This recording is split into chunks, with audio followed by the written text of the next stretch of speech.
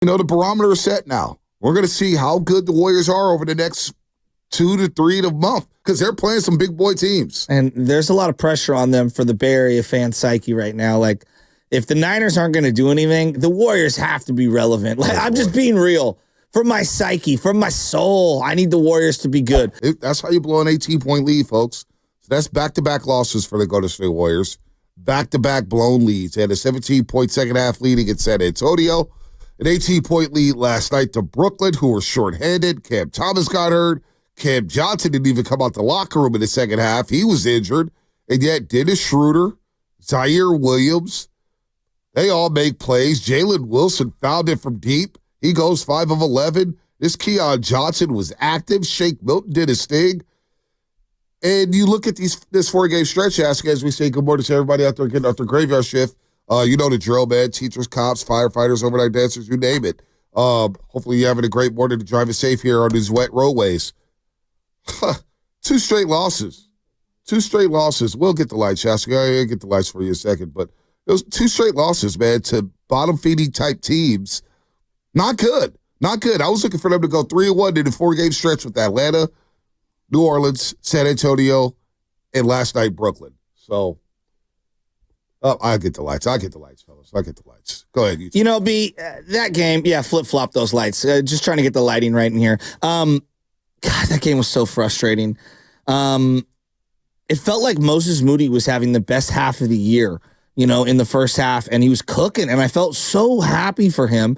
And then to see the Warriors just what felt like in complete control, had everything kind of rolling right there.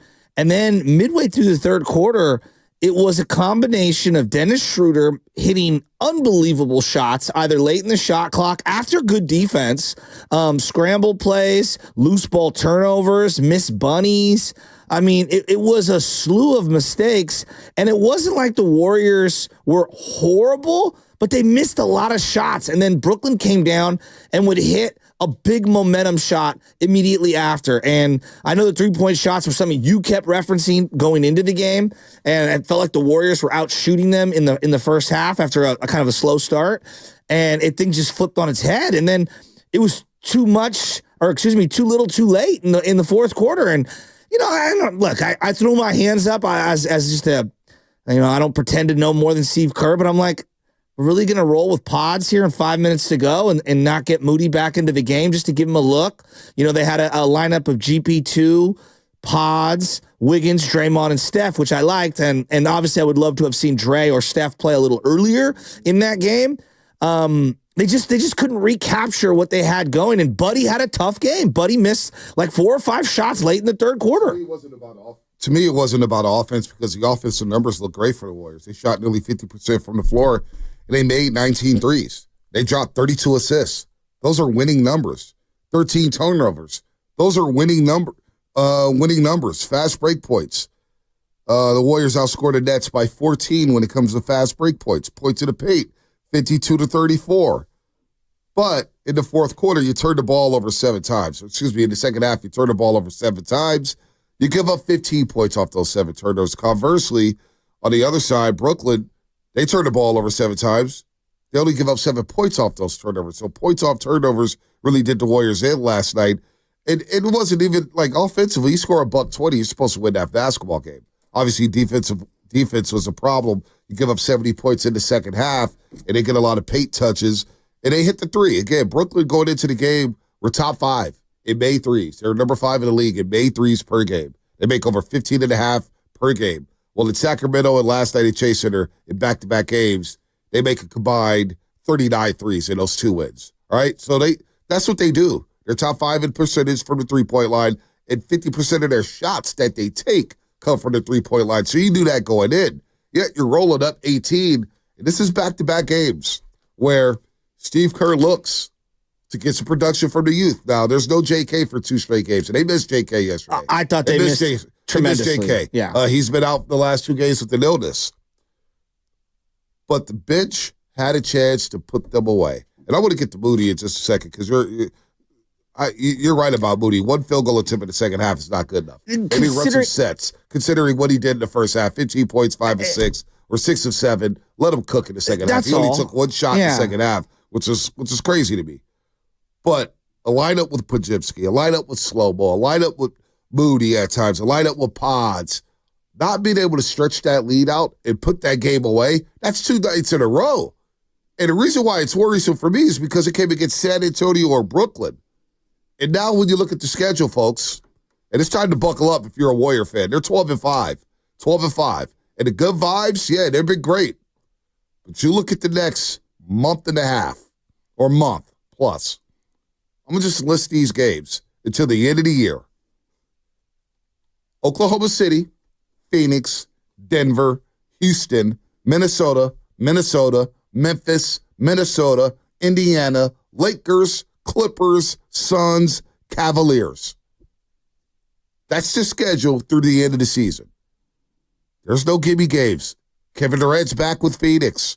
Bradley Bill's back with Phoenix. Oklahoma City, they've got Hartenstein back. Denver's starting to figure some things out. Houston, one of the surprises early in the season. Minnesota just went nip and tuck with Boston. We know what they can do. The schedule beefs up. It goes up to another level. So we're going to play a Steph quote because he's on it. We're going to find out the fate of this team over the next month here as we go into January, Shasky. It's just really disheartening to blow both those games back to back the way that they did. And the way you viewed it as you were heading into that 2-game stretch, like, got to get at least one of those, right? Yeah, the 4-game stretch, you had to go 3-1, it felt like. Atlanta, exactly. San Antonio, New Orleans, and last night in Brooklyn, you lose the last 2. It's deflating. It's absolutely deflating. And lose being up 18, almost 20 points in both games. And like, I will get into the schedule, but just give me a second on this guy. Something about Dennis Schröder. I don't know what it is. This guy, he plays the Warriors so tough over the years. I know Will Bynum. I know Montrezl Harrell. We're just going like ultimate Warrior killers. Yeah. Dennis Schröder, if you told me his career stats are 25 points per game, like in a 48-minute span, I would believe you against the Warriors. He turns into a first-team all-league player. Plays well against Steph. He kills them. He hit a couple of teardrop shots, a bank shot late in the game. Again, a lot of these guys were attacking Pajemski late in the game, I felt like. But I thought his effort was there, Pods, but it's just he's not the greatest defender in terms of length. And Dennis Schröder hit some huge three-pointers. There was one where the Warriors are about to get a shot clock violation, and he misses the shot. He misses the three. Like, all right, we got to... And they can't corral the rebound. It kind of ping-pongs around for a Zaire Williamson dunk. It was one of those kind of nights. Yeah, Zaire Williams from Stanford really started off slow last night, ended up with 19 and 10. I like it. And they went small. Look, Brooklyn didn't play. There's no Ben Simmons last night. There's no Nico Claxton. They went small. And it may have been strategic because Schröder didn't play Sunday against Sacramento. He sat that game out. So they play Schröder. Cam Thomas, who's never met a shot he doesn't like, he will hoist him up with the best of them. But he's a scorer, man. 6 of 11, 23 points, and he gets to the free throw line. That's another thing with the Warriors, 11 to 17 from the free throw line, 64.5%. They're the worst free throw shooting team in the league. Worst free throw shooting team in the league. Brooklyn makes 26 of 30. But Schröder is a player that, if he's out there on the open market, he's a very interesting point guard to pair with Steph, to pair with anybody. He's a gamer. And so I'm looking at Brooklyn saying, boy, can I get my hands on Cam Johnson? Can I get my hands on Dennis Schröder? Those are the type of players that probably Mike Dunleavy is going to be looking at here at the deadline or looking to get bigger here because I'm not sure if, like, they're 12-5 right now to go to St. Warriors, but it was concerning to me the way they blew these games. I agree. All of a sudden, Brooklyn looked like the more athletic and faster team. San Antonio, all of a sudden, in the fourth quarter, took it to the Warriors. Now I get it. It's on the back end of a back-to-back, and things are going to happen in the NBA. They're going to have bad shooting nights. That's the NBA, right? They're going to have duds. It's just, it is what it is over 82 games. But when you blow 17 and an 18-point lead back-to-back nights, in Brooklyn, let me tell you, they were down 18 in that third quarter. They were close to just waving in the white towel, saying, all right, let's see what happens here the rest of the way in the third quarter, and we'll just play our scrubs. That's why this game hurts so much, though, B. Like, I thought Draymond had a very forgettable second half, just in general. I mean, missing the three free throws down the stretch. Not that I think it was going to, like, win him the game, but come on, man, you got to hit those free throws. And it felt like they were hacking him on purpose, you know? Yeah. Like, hack a Draymond. And then Pods getting the over-the-back call and then immediately leading to free throws for them. Like, those things can't happen. And, you know, I look at you talking about Schröder, right? what is Schröder? Well, he's a guy in the half court who can make a play for you off the dribble and can set up for others. Now, at times, does he think he's an irrational number one option? Yeah, he does. But off the bench, would love to have him. One of the things that I thought they did, the game within the game, Keon Johnson and other guys were guarding Steph full court. And Steph kept bringing the ball up the floor. And you could tell he was wasting so much energy just bringing the ball up the floor. What's the point of having Pods in the closing lineup if he's not going to bring the ball up the floor? So I had some questions for Steve Kerr. Again, I'm not here crushing him. Why are you playing Pods if he's not going to be the one bringing the ball up the floor? Then what's the point of him playing? If you're going to have Steph Curry bring the ball up the court, which I know that he wants to at times, but yesterday was a game where it felt like he drained his energy because of great ball pressure by Keon Johnson. Good ball pressure, but keep in mind, he only played 29 minutes. He had a long, long break. And Steve Kerr's trying to make it a point to preserve Draymond and Steph Curry. But in a game like last night, in these games, you got to win. You got to win because we could pick apart the 12 wins so far. And a lot of Warrior fans have been happy with the start. And I get it. I've been happy with the start. But in the back of my mind, I'm saying, okay, you beat up on Utah, Portland. And I'm not trying to diminish any victory. You go to Boston, you win a tough road game, but in the back of my mind, I'm thinking there was no Porzingis and Jaylen Brown. Chet got hurt. We'll see OKC on Wednesday. They've had some good fortune here playing other teams not at full strength. Now, the Warriors are not at full strength, and they're missing D'Anthony Melton. Although Lindy Waters III is starting to come out of it, 13 points last night. I like this activity. But either Pods, Moody, JK, one of those three guys here with the absence of D'Anthony Melton are going to have to step up tremendously, give them consistent production, not just consistent minutes, consistent production. And maybe that's shout out to Kuminga. By the way, you asked about Schröder. Lifetime against the Dubs, 18 points a game, 5 assists, 3 rebounds, 50% shooting, 38 from 3 in 23 games. Yeah, which means he's overall had really good numbers against the Warriors. I mean, he always does, man. Whether he's with OKC, the Lakers, the Hawks. What did I say to you, Spadoni? I said to Spadoni literally what you just said. I was like, going back to OKC, this guy has owned the Warriors, it feels like. He plays that tough, man. He's an irritant. He hits shots. He's scrappy. He seems to make really good passes late in the shot clock. I thought that they did a great job just out competing us yesterday. And okay, so you brought up the two guard thing. To me, that's why the Moses Moody thing's such a head scratcher because he played so well. You could tell that it felt like, all right, Moody realizes now I have an opportunity. I can maybe get some minutes here at the 2. And he plays so good to close out that second quarter. I'm feeling great. And then it's like, well, you gotta find a way to get that guy back into the game. Well, he said something after the game where he basically said that, look, I know I'm not going to get consistent minutes or something like that, but I just got to be ready. It's just the way it's been since I've been here. And it's unfortunate because you think that, man, read him a couple plays, let him come off some pin downs, run some split action, do whatever you got to do to get him the basketball and get him rolling here. The fact that he took one shot in the second half, just kind of scratch your head a little bit. What did he have in the first half? 6 or 7, 15 points. And you can't get that guy back. Well, this is the part of the 12-man rotation. It's like, well, you tell me you're going to play the hot hand. You got to kind of play the hot hand then. Well, he's speaking about the luxury of rhythm. And he goes, that's not a luxury I've had throughout my career.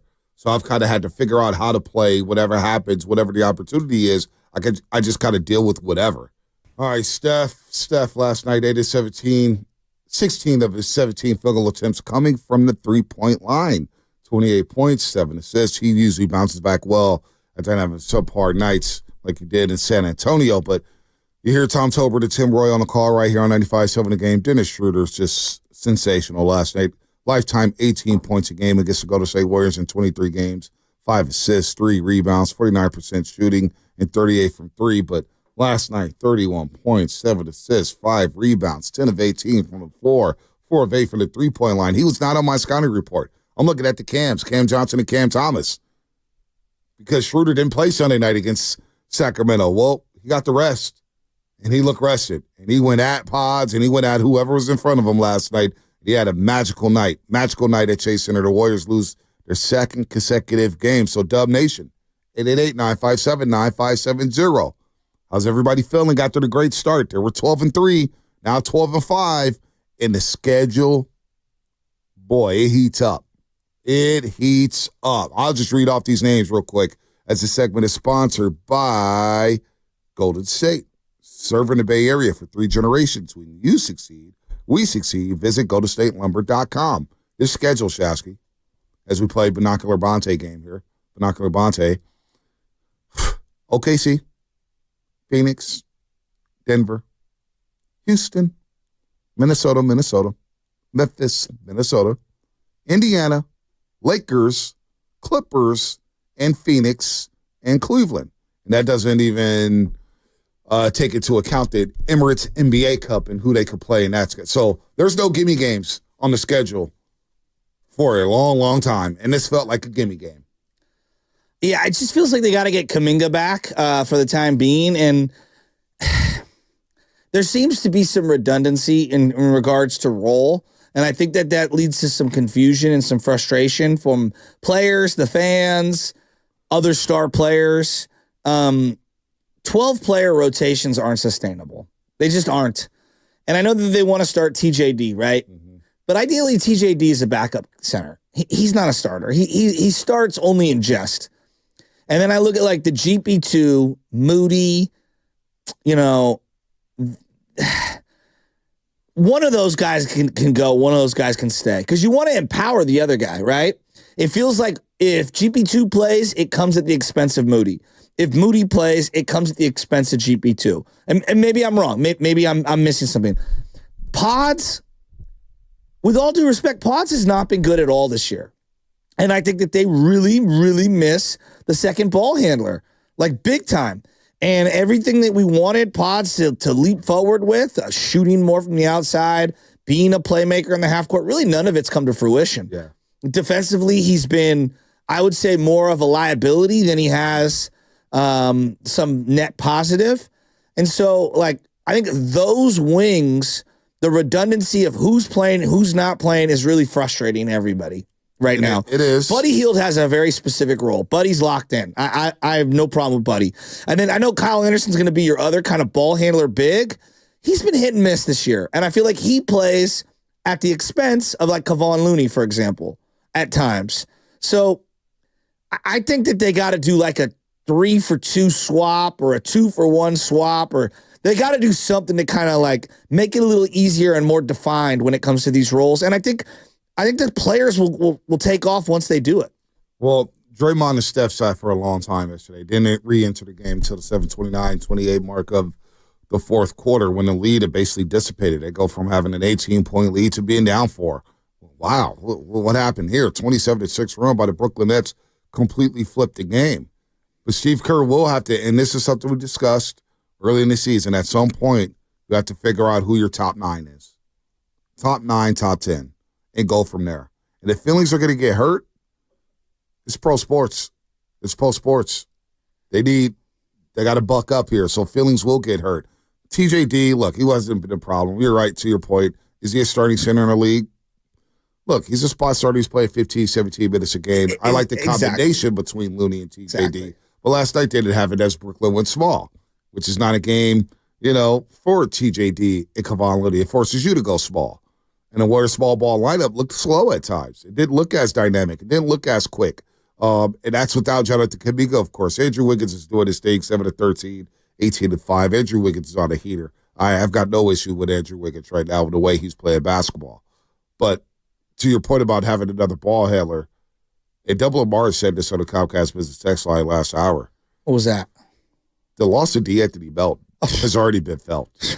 It's already been felt. Just when Steve Kerr settled on the first 5, a starting unit, and everything slotted well behind him, now you miss him. And you knew he could be an injury risk when you signed him. You knew that. Everybody knew that. And unfortunately, he only played 6 games. So how do you fill that void with D'Anthony Melton, who you look at Schröder going crazy yesterday, that's D'Anthony Melton's guy. That's the guy he'd be defending. So got to figure that spot out. You got to get better production, no doubt, from Pods. You have to get more consistent play from JK. And Buddy Hield, look, he has a specific role, but they're going to need Buddy Hield to be consistently that third scorer coming off the bench outside Andrew Wiggins and Steph. It is what it is. Well, and then a guy I didn't reference also is Lindy Waters, right? And like Lindy Waters has been playing, and I think that they're trying to make it work, but right now he's the odd man out for me, right? Like I wanted him to get going, but it feels like if his shot's not falling, he's having a tough time. He took the ball to the rack hard yesterday on one layup, but other than that, well, he has good size for his position. I think they love his size. He works but is he hard. Impacting the game? Yeah, no doubt. Is he a starting two guard in the NBA? We don't know. Now, the last 2 nights he's been better, so he is trending up, but he did go through a little lull, and it must be tough for him. I mean, think about it. You're in Oklahoma City. You're playing for the Oklahoma City Blue, the G League team. Then you're not playing for Oklahoma City, the big boy team. Then you get traded next thing. You start next to Steph. Wow, what a story that is. But you need consistency. We keep talking about this on the pregame show on NBC Sports Bay Area. One of these guys going to have to step up. Yeah. Lindy Waters, Moses Moody, Brandon Pajimski, JK, TJD.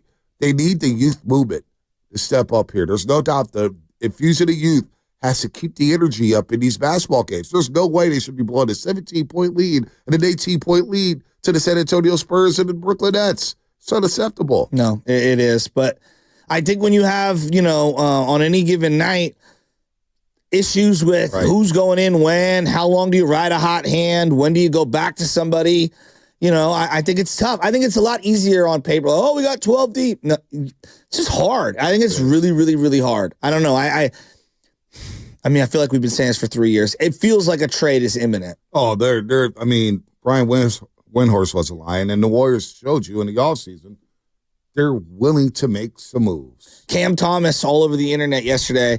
It's been reported that the Bucks have been interested in him. Other people have been interested in him. He had a really nice showing until he hurt his foot. Didn't return in the game. Guy I would like on that team. Would love to get me a Cam Thomas. I would love a Cam Johnson. And he's making like $5 million a year. Yeah. Why are you smiling, Spadoni? I just think it's funny the Bucks are interested because 2 weeks ago Giannis was going to be a Warrior, and now the Bucks are interested in adding players. Yeah, I don't know if I want Cam Thomas because he's never met a shot he doesn't like. He's got a quick first step, and he's liable to drop 50 in a game. But he also had a couple of nice passes out of the block. He did. He had 1 assist yesterday. Cam Johnson would be the guy I'm intrigued with because of his size, and he's a 3-and-D guy, and he just knows how to play the game very well.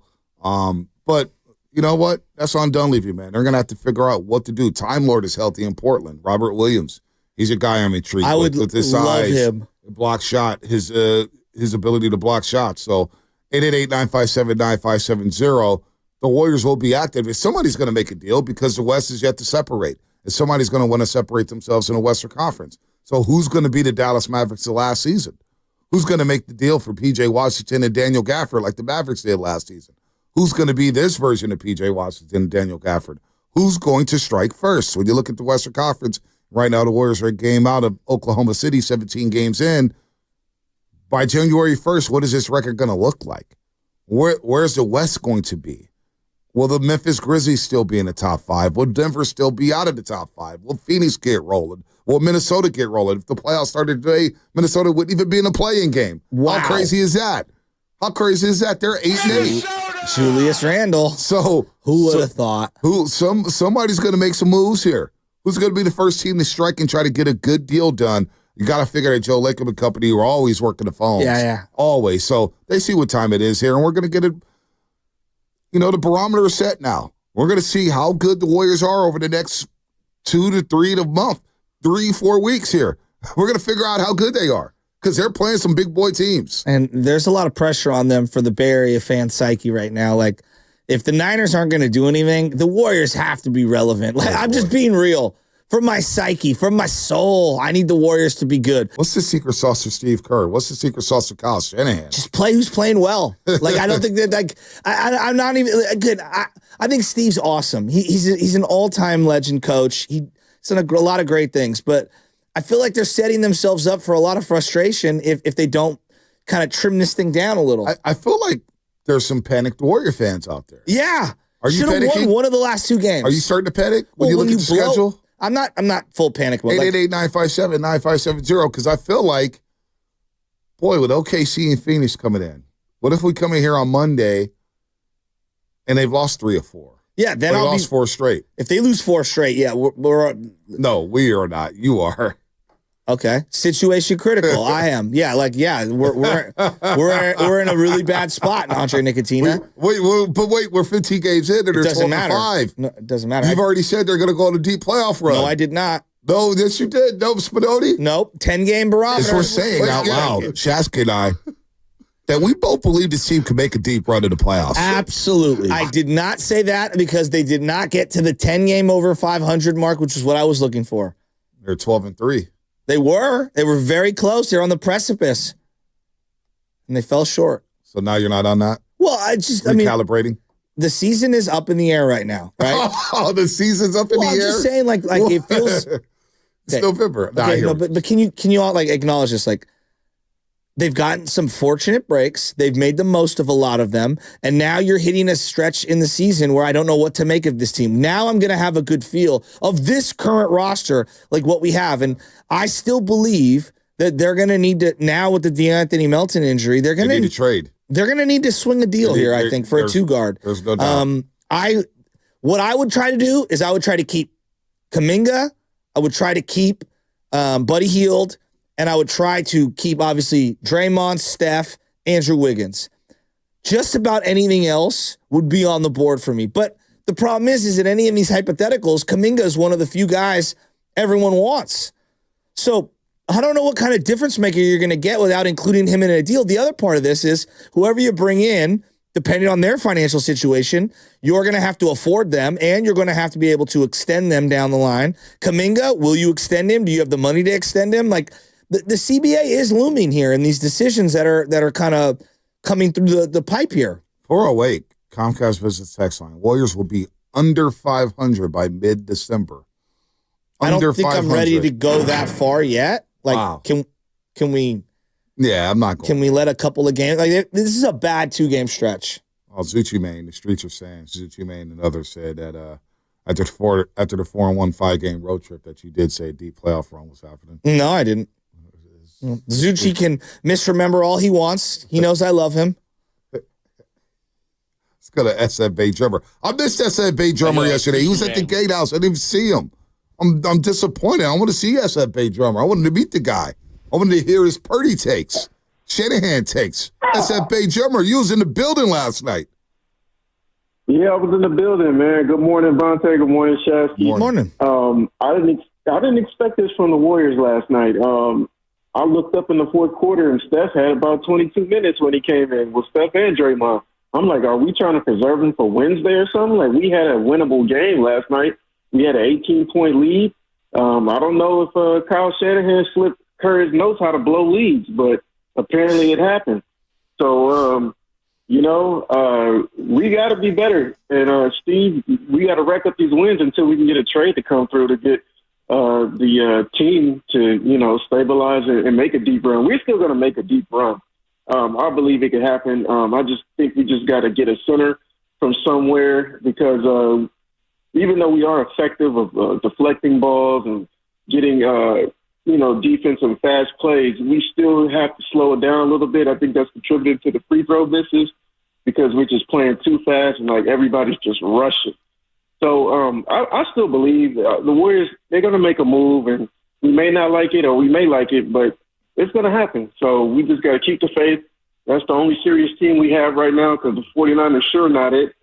And then when Steph retires, I got faith that Macklin Celebrini is going to carry the bag. He has that aura like that. Hey, real quick, SF Bay Drummer, real quick, with the 49ers. What if I told you that the Rams could possibly lose to New Orleans this Sunday, that Seattle could lose to the Jets coming off a bye, and that the Cardinals will lose in Minnesota, and you will still be one game out of first place next Monday? What if I told you that could be a scenario? All that's cool and all, but we're still not going to New Orleans. They may take a flight to New Orleans to go on Bourbon Street, get some beignets and Popeyes or something like that, but we're not going for no Super Bowl. All right. I feel you. Hey, we're not going to the Super Bowl.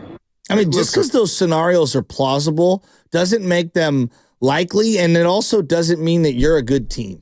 Doesn't mean anything. It just means you're one game out of the division lead. You still have a chance to win a division title. That's what it means. That's what it means. The hell with hope.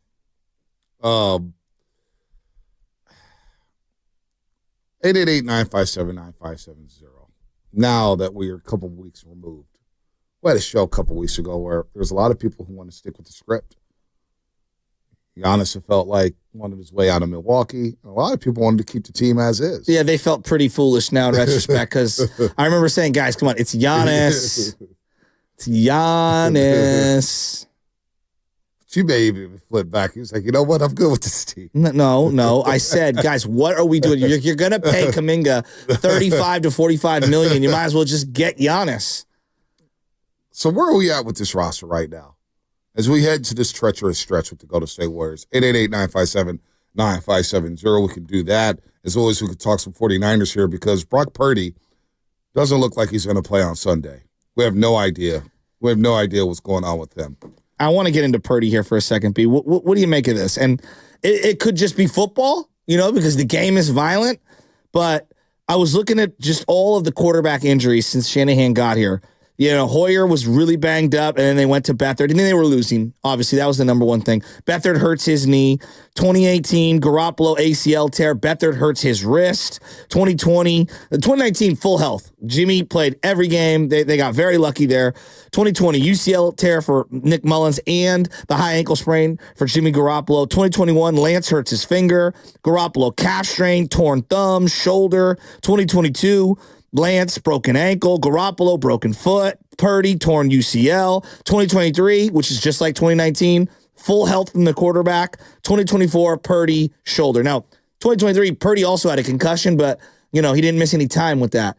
Is that more a byproduct of football? Is that their offensive line? Is that the smaller quarterbacks? Like, what do you make of those? All of the above. One, it's football. Two, it's execution. Three, it's the frame of these guys. I'll never forget Bill Parcells when he spoke about Jimmy Garoppolo with Joe Low and Dibbs. And he said the one thing about Jimmy Garoppolo, and he was spot on with this, Bill Parcells, the big tuna. That's why he's in the Hall of Fame. What he said at the time when Jimmy Garoppolo took this region by storm, and we all had Garoppolo mania, he said, I worry about his durability. He's small guy. Durability. And the same thing with Brock Purdy. But is it a Shanahan system thing? Guys get hit. This is pro football. Guys get hit. Now, I would like Kyle Shanahan to at least in the offseason adjust to the cover zero blitz and help his quarterbacks out because obviously they have a blind spot and guys are getting in free and they're getting the quarterbacks killed. But what is a byproduct of just sport? It's football. Defensive linemen, defensive tackles, linebackers want to destroy the quarterback. It's the name of the game. Hit the quarterback.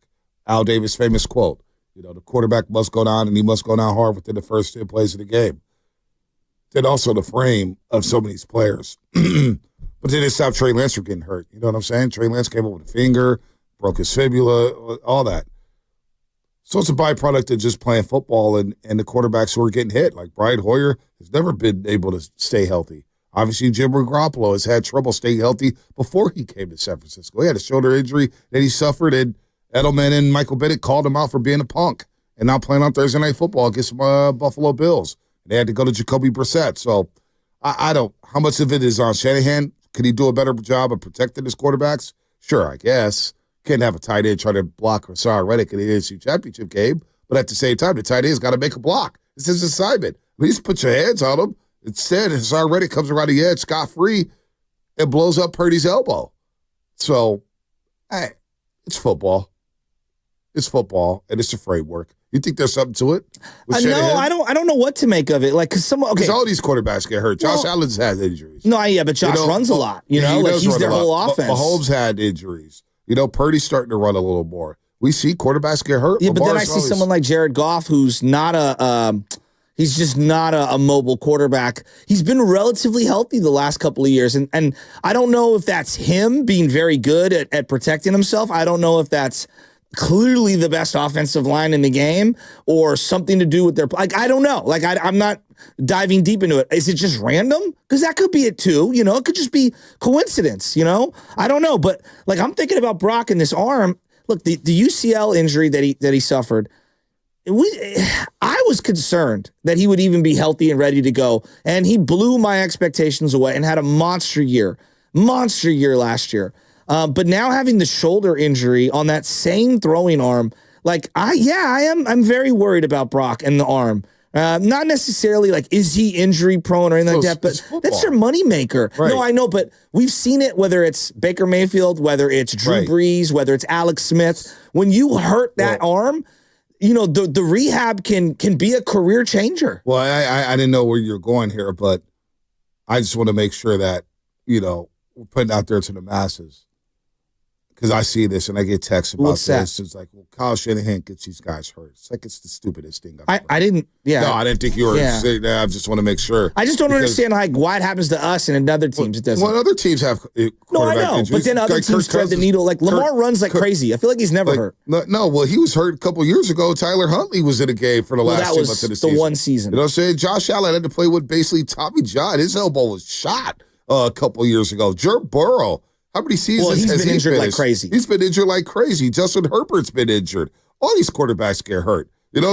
Dak Prescott has been banged up. You look at Philadelphia, Jalen Hurts. He hasn't been hurt, thankfully. But how did he get his job? Carson Wentz was banged up. He's been hurt. So quarterbacks get hurt. It's the league. It happens. Aaron Rodgers hurt 4 plays into the season a season ago. Yeah, but he was healthy for like 15 years. Yeah, but I mean, he's been nicked up. He's played through injuries, knees injuries, and everything like that. So it's not just Niner related. I think the league has quarterbacks get hurt. It gets hurt. But the Purdy shoulder, they're not even saying exactly what it is. I don't know. Shoulder, AC, could it be, labrum? Who knows what the shoulder injury? It could just be a stiff shoulder. I don't know. But I am very worried about it. Now that you have the elbow and the shoulder, it's the throwing arm. It's just something to be this. If this is going to be your franchise quarterback, like it is something to be very concerned about. And I think it is. I'm cautious with how they deal with them. Are we sure he's Kyle's franchise quarterback? Yeah, I mean, look, if you're asking me today, given that he has a shoulder injury today on the same arm where he had the elbow injury, Joe, what do you? Yeah, well, I would sign him to some sort of a 2 or 3 year deal, as I put in quotation marks, but I'd draft a quarterback. I think no matter what, I'm drafting a quarterback. I live by the Bill Walsh philosophy to always draft a quarterback, and that's not an indictment on Purdy. Like if I was the Kansas City Chiefs, I'd be still, drafting quarterbacks because there's nothing more valuable than the backup quarterback and having those guys as assets. And just in case you need to win a game like the other day in Green Bay where it felt like you were hopeless. Problem is, though, you could barely find 32 capable quarterbacks in this league. Of course. So it's hard to find backup quarterbacks. I don't even know if there's 32 viable starters right now in the league. When I look around, I look at, say, like Anthony Richardson right now. But Bonte, they had Trey Lance in the fold, and then they signed whatever the guy's name was from the Eagles, the big tall guy, and then they drafted Brock Purdy in the 7th round. Right. I would do something comparable to that, no doubt, where I would draft someone in the mid to late rounds I was just stash them. I was just saying, being a backup quarterback, there's not a lot of good backup quarterbacks because there's barely enough starters. There's barely enough capable start. New York Giants don't have a starting quarterback. Well, I mean, I haven't had one I all would have year, said that right? with Daniel Jones. Right. He's the 6th pick. We're still figuring out whether or not Sam Darnold could be a starter in this league. We're trying to figure out not the Tampa Bay Bucks, but the New Orleans Saints. They have a quarterback situation. Carolina, we don't know what they're going to do. Is Seattle sold on Geno? You look around, Cleveland's going to need a quarterback. Indianapolis, Tennessee, Jacksonville, who the hell knows what's going on in this league? So, yes, we all want a good backup quarterback. But to me, it's not about backups, though, Beats. Like, I'm drafting someone as a precaution because I don't know what's going on with his body right now, like in the arm and the elbow. I am worried. I'm very worried about the arm and the elbow. This is your golden arm. As I watched Justin Herbert last night, and they lost, but he's making throws all over the field. Quentin Johnson catch a pass. No doubt, but he's got a cannon, and he's dropping balls in the bucket all over the place. Like, your arm and your elbow, it's literally how you get paid at quarterback. I know it's the brain and it's the instincts and it's all those things, but if you physically can't throw the ball past 20 yards like he hasn't the last couple of weeks, well then, yeah, that's an alarming thing to even contemplate. Here's what Shanahan said yesterday about Brock's injury update. Yeah, he did some light throwing today, and it went all good. He had, we didn't push it that hard, but did some light throwing, which was a good sign that the pain hadn't come back, and we'll rest it tomorrow and see how he feels as the week goes. Light throwing yesterday for Brock Purdy. He confirms he also had a second MRI. Yes, it's true. I mean, most guys we always get more than one. When you get one and it seems all right, then you have some pain later in the week, so you get another one to make sure you didn't miss anything. And so that's what he did, I think, after the Thursday practice. And then he confirms that Brennan Allen is QB2. Yeah, to clarify, guys, with Brock's shoulder, it's exactly what I've worded to you guys every time. We got the MRI last week. His shoulder was bothering him.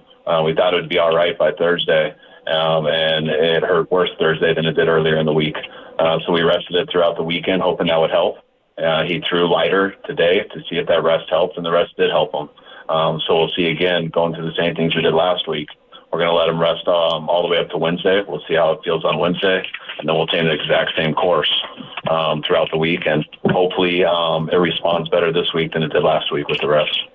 Rest and recovery for Brock Purdy. Tomorrow's a big day for the Brockster. He missed last Wednesday's practice. He tried to go out there on Thursday, and he did the quote-unquote light throwing on the side where he was throwing, from what reports were, like 5 to 10 yards, just playing catch or whatever, and he was like lob balling it. So I don't know what to make of what he's doing. I love Shanahan. I love my Niners. But this year, they haven't necessarily been the most forthcoming when it comes to the injuries. The CMC thing went from, he'd be ready to go, no problem if this was a real game in the preseason, to he might start on Monday night, to Jordan Mason telling us after, dominating on Monday Night Football, I knew Friday I was going to be the starter. So I'm taking it with a grain of salt right now. Well, here's the thing. I don't care if they're not transparent when it comes to injuries, because I get the gamesmanship aspect of it. Gamesmanship in terms of opponents. You got to let them know you want the opponent game planning for everything. They probably will anyway, but it's been an ongoing thing in the league, in all leagues. You don't want to reveal who's hurt and what's going on here. And I heard rumors about one team one year, a guy will have an injury.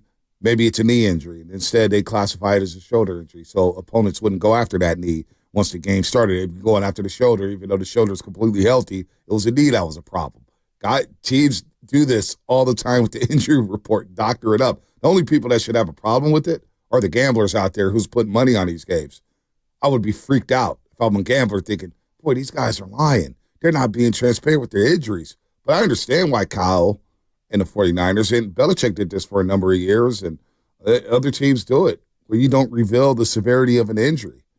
You want to protect your players, you want to protect your team, and also there's a little game. Well, I don't have a problem with it, but I'm just saying I can't believe it at face value. Yeah, I never do. I think that's the setting. I don't know why. I never do. I never have. These guys aren't being truthful.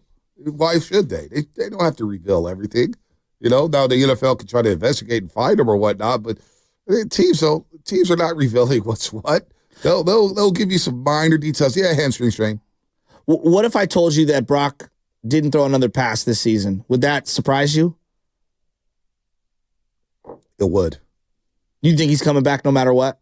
No, I don't know if he's coming back or not. You just asked me whether or not if he didn't throw a pass, I would be surprised. Yeah, and I think, man, that would be a big blow. Surprised. Yeah, that's a problem, because I need to see him out there with Pierce Hall and company and getting better. I think that would also leak into his negotiations in this offseason. I do. I think that would factor in there. Well, he could go to the negotiating table. They say, you see this roof, Brendan Allen? Yeah, but you got to stay healthy too, though. But the leverage that he would have if he didn't throw another pass. Yeah, but if he could walk to John Lynch and Shanahan and be like, "You guys want to lowball me? Fine, I'll go look elsewhere." You missed 6 months with this is what I would say in the negotiation room. You missed 6 months with a UCL, okay, and then you missed 7 or 8 games with a hurt shoulder. Like, that's not good. And then as Brock's agent, I'm like, yeah, we missed 6 months, and then what happened? Okay. Yeah, but whoa. See, we're negotiating there. Yeah, we got hurt by tight end. You diagrammed to play for a backup tight end to block Hassan Reddick. That's not how it works. But you know what? That's fine. I missed 6 months, but guess what? I came back after those 6 months, attacked rehab, and went out there and played like an MVP and put together the single best season a 49ers quarterback has ever had in this uniform. But essentially 2 season-ending surgeries in a 2.5, 3.5 year span. That's just not good. It's not good, but how good are you without me?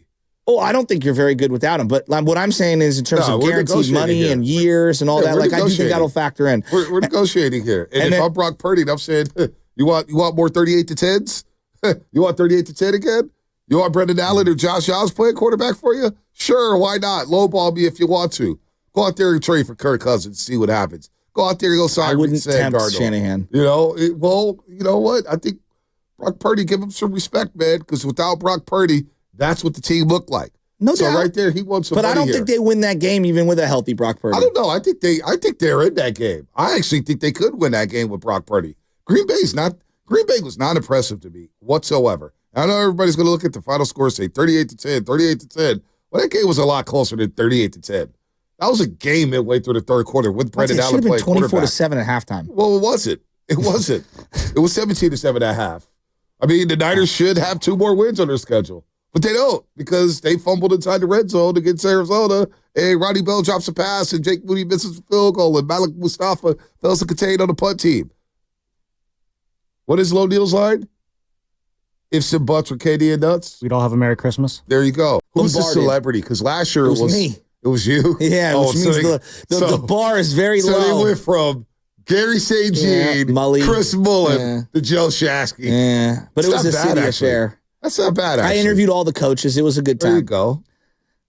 If you could interview Kyle Shanahan right now, what would be the hardest pill for him to swallow for this season? Ooh. Like if he had to be truthful and you said, Kyle, like, what's the thing that you've had the most difficult time coming to grips with? And I already know what it is for me. I think for him, it'd be the Aiyuk situation. Interesting that you went that one. Okay, why? Yeah, I went Aiyuk because it set a bad tone to the season. And I'm not blaming Aiyuk and I'm not blaming the organization. I'm just blaming the situation. And the fact that situation lingered as long as it did, and we went back and forth with Pittsburgh and Cleveland and Buffalo and New England and then Pittsburgh again. And I'm like, oh, boy. And you knew how the season was going to start for Brendan Aiyuk. You knew he wasn't going to be up to speed. We had experience with Bosa with that.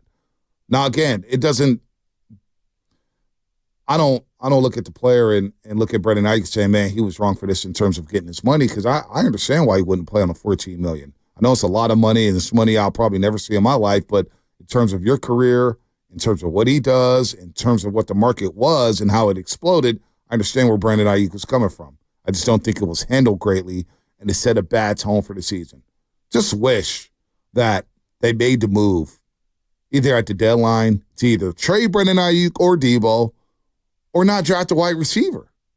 So when you draft a wide receiver, complicated everything, and then all of a sudden you get to camp and Pearsall's not playing, but you don't have Brendan Aiyuk there. And Brendan Aiyuk was one of the best players in training camp the last 3 years, which has sparked him having monster seasons for the 49ers, back-to-back 1,000-yard seasons. So if I was to ask Kyle anything, wow, this is great knowledge. I got to find out who this number is. Bonte, you were at the Lion Pub every weekend. There was a stretch in my mid-20s. Wow. Where we were in the Lions Pub every single weekend. I got to find who this number is. Because my roommate, were you Aaron a Donahoe, Friday, Saturday, or Sunday night Lion Club guy? Friday, Saturday, and Sunday. Because Aaron Donahoe, Saturday, my roommate was the bartender. Oh, well, that changes the whole equation. Bartenders. Yeah, that changes so we the went whole there equation. all the time. Yeah, that changes all the time. I got to find out who that number is. But we got to get you down to the Beacon. I haven't been out to the Beacon in a while. Yeah, you got to go down to the Beacon. But no, I would say the Aiyuk situation. I think that set the tone for the season. That's an interesting one.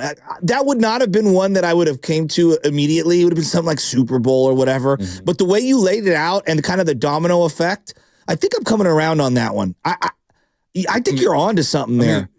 And then didn't you get Trent out of nowhere? Trent out of nowhere is like, yeah, I'm staying in East Texas. I can't be the 6th highest paid left tackle. It's absurd. I mean, that one just threw us for a curveball. I was like, damn. How many people did we take phone calls from? You got to get Trent. You got to get Trent. You do, though. Like, no, I know you do, but like in retrospect, the way it went down was pretty weak. Very weak. I mean, considering that he's been paid very handsomely throughout his career, it's just like, come on, Trent. I mean, your season's been meh. It hasn't been horrible. It hasn't been great. It's just been meh. you know, and like, but the point about the wide receiver is interesting because I've been thinking about it. I think the biggest misstep for this team, you know, when you play Madden, right? For example, at the end of a season in Madden, and this is the video game I'm talking about, they do this like fake press conference thing. This is the new game. And they go, Oh, they got the press conference. I haven't gotten to do okay. that And yet. they ask you as the head coach, what are you going to do in the offseason? And it says, no plan at all, make a splash in free agency, or win the draft. Okay. And you have to kind of pick of those three. And I feel like the Niners were like, we're not sure, like off the board, right? They got to the draft, and I don't think they really knew in their heart of hearts whether they were going to execute the pick, trade one of their wide receivers, or what. Like, I don't think they really had a game plan. I think they were fielding calls, and I think they were oscillating between paying Aiyuk, not paying Aiyuk, trading Deebo, not trading Deebo, trading Aiyuk, moving up in the draft, not moving up. And I think their inability to do anything on draft day has haunted them all year. No doubt. I think you've gotten the worst out of Deebo, even though he came in great shape. I think you got a poor Aiyuk off to the right foot, you know, at the beginning of the year because you didn't pay him and you didn't have him in camp, and it didn't necessarily help your quarterback. I think that bringing in Pearsall really didn't make a lot of sense considering where he would be on the depth chart as wide receiver 4 at best to start things. You needed that first-round pick to contribute this year. Yeah, and couldn't stay on the field in the training camp. So when you think about the combine and you're getting over the Super Bowl, you get to the scouting combine, you get to the Senior Bowl, and the Jaguars were heavily rumored. Remember, we had B.A. O'Brien on from Jacksonville. She does a great job covering the Jaguars. We love B.A. O'Brien on the show. And they were interested in Brandon Aiyuk. And then I happened to be watching NFL Network. And they were at LSU's Pro Day. And who was it? Was it Cameron Wolfe? Not the lady. Who's the guy who covers the Florida teams? Maybe Cam. I forget his name. Someone. We had him on the pregame show one time. Anyway, he's down there at LSU's Pro Day. And he's sitting next to Malik Neighbors and Brian Thomas Jr., who got selected by the Jaguars, 17 overall. And the reporter goes, I think it was Cameron. Was it Cameron Wolfe? It was Cameron Wolfe. All right. I'm thinking of Colleen Wolfe. That's why. Cameron Wolfe. Both NFL Network. Yeah, Yes. both NFL Network. Okay. Yeah, I even put that together. But Cameron Wolfe, sitting there at LSU Pro Day, he turns over to Brian Thomas Jr. He goes, hey, I was talking to some executives while you were running routes and participating in Pro Day, and these execs are comparing you to Brandon Aiyuk. They think you're the next Brandon Aiyuk. And I was like, damn, remember I clipped it. I sent it to you guys like, man, Jacksonville. So in hindsight, trade Brandon Aiyuk to Jacksonville to get the 17th overall pick and maybe selected Brian Thomas Jr., your books look differently. You have a wide receiver on a rookie contract. Now, I get why the Niners wouldn't move off of Brandon Aiyuk. He's coming off a career year, has a great rapport with Brock Purdy. I understand that. It's like, man, you just developed this guy. You're going to flip him for another first-round pick who's a question mark. But he's an LSU wide receiver, and I think Brian Thomas Jr., he's been the lone bright spot for the Jacksonville Jaguars this season. The guy's a player. But it was interesting that execs were comparing him to Brandon Aiyuk. So you knew Jacksonville was involved. You knew Pittsburgh wanted Aiyuk. You knew New England would want him.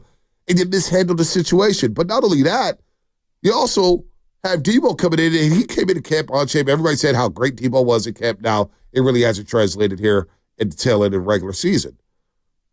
But you also put it out there that you're taking calls on Deebo Samuel. And then you take Ricky Pearsall. So automatically, to your point, like, did they really know what they were doing at the draft?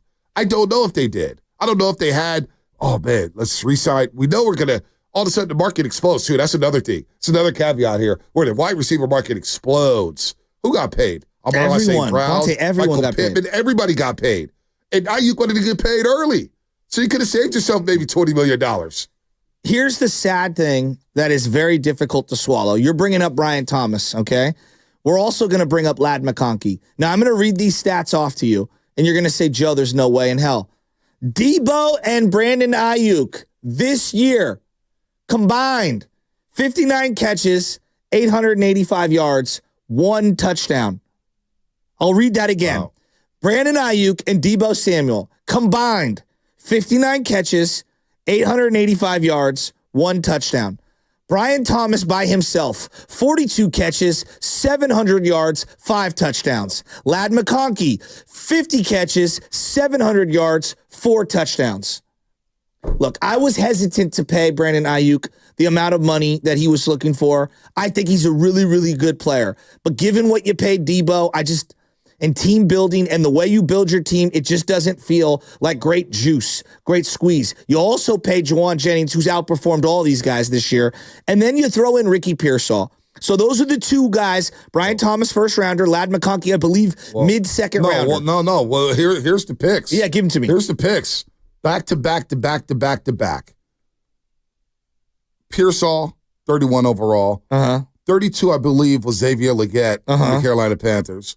And then 33 was Keon Coleman, and then Lad McConkey. Okay, so Lad McConkey, 34, Right. 35. Okay. So Legette, Coleman, and McConkey go right after Pearsall. So both the rookie guys that I referenced, Lad McConkey and Brian Thomas Jr., basically giving you the duality production of what you're getting from Deebo and Brandon Aiyuk with way more touchdowns.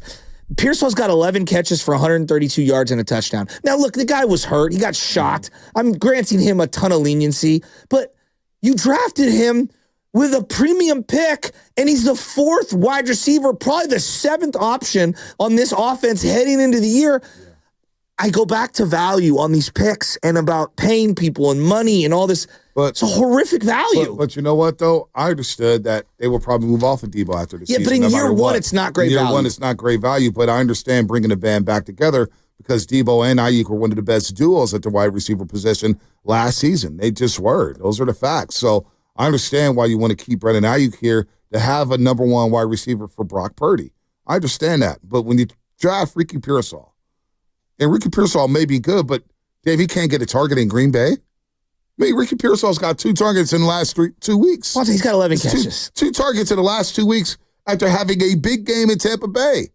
What is going on with Ricky Pearsall? I know. Is he not getting open? Is it the quarterback not seeing him? Baldy's going to join us in 13 minutes. He was at Lambeau Field. We'll get to Fred Warner, Pearsall, all this stuff. But the value there in messing around with the Aiyuk situation set a bad tone for the season. And then on top of the Ricky Pearsall situation where he doesn't participate in training camp due to shoulder injuries, and then boom, he gets shot. He gets shot right down the street from where we're doing this show at right now. Brandon Aiyuk, obviously slow start, then tears a knee up against Kansas City. Season's over. Deebo did have a great camp, apparently. He did, but look where we're at. Look where we're at. And then you get Trent Williams holding out at left tackle. And I thought, this is where I think it hurts Bosa. Nobody talks about this ever. What's that? When you're in training camp and you're going against Jalen Moore and Colton McKivitz, how much better are you getting as a defensive end? That's a good point. When you have Trent Williams there to practice against every single week, it makes you better.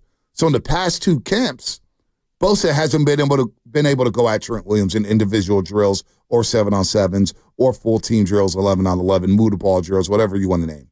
Not having Trent Williams there this year hurt Bosa. Bosa not being there last year obviously hurt him, even though his mom and everybody else ran a bunch of game on his station talking about, he's going to be just fine. And then midway through the year, we got this dude out here blaming Steve Wilkes. But I'm not going there right now. It's about what went wrong this season. And no, those are just, they couldn't even scrimmage against the Saints this year. They couldn't even scrimmage against the Saints. They had to cancel an inter-squad scrimmage, so you couldn't get work there. It's been a disastrous year. And then not to mention McCaffrey, who comes up with the calf injury in training camp. And then you walk around the Jets game before the game, and I'm sitting there thinking, McCaffrey's not going to play. And then heard a little whisper, hey, Bonte, it's not really a calf. It's an Achilles. I'm like, what? What are you talking about? And then, of course, later that night, it's Achilles, and the next day we're talking about Achilles tendons. And then a couple weeks later, we find out it's bilateral Achilles tendonitis. So now you don't have the guy who was the offensive player of the year to cover a Madden, who could have won an MVP, who fixed all your red zone woes. And so now you got a lost year from McCaffrey. So everything that could go bad for this team has gone bad. And yet they're a game out of first place. Well, it's not just that it's gone bad. That's like they're an expensive bad. Yeah. You know what I mean? Like, okay, hey, Hargrave, $16 million in cash this year. You got nothing. Nothing. Right? Brandon Aiyuk, he's making $24 million in cash this year. You got nothing. Okay, we referenced CMC, $17 million in cash this year. Very little. No, you got nothing, Chasky. Okay, all right. You know what? You're right. Let's be fair. Pearsall, $7 million in cash. Not a lot. Juwan Jennings, $8 million in cash. Maybe the best bang for the buck on the entire roster. But you spent $22 million in cash on Deebo. Look at how much you're paying a wide receiver. 22, 7, 8, 24. You're not a passing team. Yeah. And I would say passing isn't even close to one of the strengths of this team. But you know what, though? I think maybe Kyle and John Lynch looked at that Super Bowl saying, if we don't get more explosive on the outside, we don't have a chance to beat these teams deep into the playoffs. Maybe that Super Bowl damaged them psychologically so much that they said, you know what, we need to juice up our passing game here. Our passing game is outdated. Maybe if we get some guys in here like a Ricky Pearsall and we continue to build with Aiyuk and Juwan Jennings and you still have Deebo, maybe our passing game will be better. I don't know. I'm just trying to follow it there. You know what I'm saying? But my because other the Super Bowl takeaway is from so that, bad. No, from that Super Bowl, that is a good point of view. But if that's the case, then you should have moved off of Deebo. And if that's the case, then you should have invested in your offensive line. Because one of my big takeaways from the Super Bowl was not just the wide receiver play, which I think we've obsessed about, it's the offensive line. You know, center, right tackle. You know, they did shore up the guard and they got Pooney. It's just, And they couldn't run the ball in that Super Bowl anyway, At all. consistently. So teams knew, in these big games too, that's the worst part about it.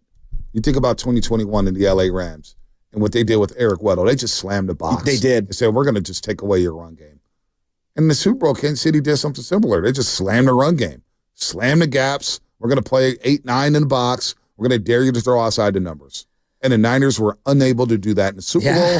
They've been unable to do that this season. I keep coming back to, when we talk about the Warriors, the top paid players have to play like it. Yeah. And when we talk about the Niners, the top paid players have not played like the top paid players. No. Diomino Lenore has played like that this year. George Kittle has played like that this year. Fred Warner, it's been about a month. He hasn't played like it. And I think he's hurt. I'm granting him that. He's hurt, and the defensive line's getting pushed back doubt. so much that they're getting to the second level and killing Fred Warner. Highest paid player on the team this year, Trent Williams, not playing like it. Nick Bosa, not playing like it. You know, Leonard Floyd, not playing like it. Charvarius Ward. Look, man, I'm granting that guy